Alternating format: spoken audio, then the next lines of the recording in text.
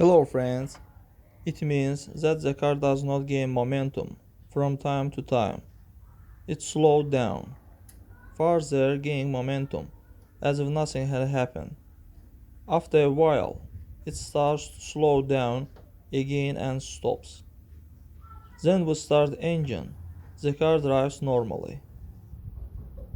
Friends, here one of the reasons is the fuel rail microfilter. When it gets clogged with debris from the fuel tanks, the fuel cannot flow into the combustion chamber. Therefore, the vehicle is stopped.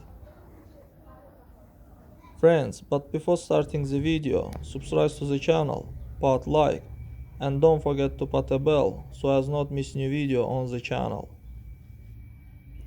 We clean it, blow it out, rinse it out, or change it to a new one and put this microfilter in place.